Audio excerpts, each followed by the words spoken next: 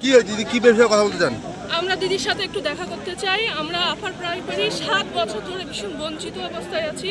আমাদের রায় যেটা হচ্ছে, আমরা মেরিট লিস্ট প্রার্থী, আমাদের রায়টা বেরিয়ে গেছে, যেটা হচ্ছে ম্যাডাম, আমাদের যে জাজ ম্যাডাম, তিনি আমাদের রায়টা সম্পূর্ণভাবে খারিজ করে দিয়েছেন। আমাদের এত বছর ধরে 7 বছর ধরে যেটা আমরা কষ্ট করছিলাম, 7 বছরের এই পরিশ্রম সব কিছু আমাদের বিফল করে দিয়েছে। কিন্তু আমাদের তো কোনো দোষ নাই, যারা আমাদের পরীক্ষা নিয়েছে তাদের দোষ, সেই কমিশনের দোষ।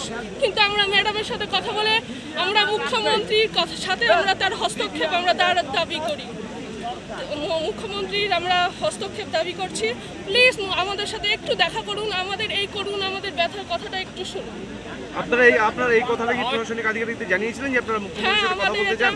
আমরা এটা অনেক দিন ধরে চলছে, 7 বছর ধরে আমরা এটা। না, আপনারা আজকে যে মুখ্যমন্ত্রীর সাথে দেখা করবেন, কারোর সাথে আমরা সেভাবে বলতে পারি না আমরা কার সাথে দেখা করব। কতজন আছেন আপনারা কুচবিহারে এরকম? আমাদের প্রচুর আছি, সবাই আসতে পারে নাই হয়তো, তাদের কোনো ব্যথা, কিন্তু এখানে আছি, আমরা অনেকে আছি। আমরা 7টা বছর ধরে আমরা এই প্রত্যেকটা দিন ভাবি যে আমাদের হবে এই করে আমাদের এই কমিশন আমাদের একটা ফুটবলের মতন খেলাচ্ছে। আমরা সেটা ভাবে আমরা বঞ্চিত হতে পারছি না। যেটা আমরা 2 দিন পরে আমাদের এরকম হতো যে আমরা সেই চাকরিটা পাবো, আমরা স্কুল চয়েস করব, সেই জায়গায় আমাদের সমস্ত আশাটাকে ভেস্তে দিলে এটা আমরা কি করে হবে?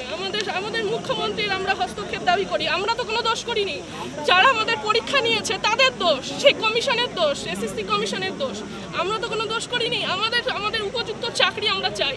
আপনার নাম? আমার নাম সুতপা সাহা।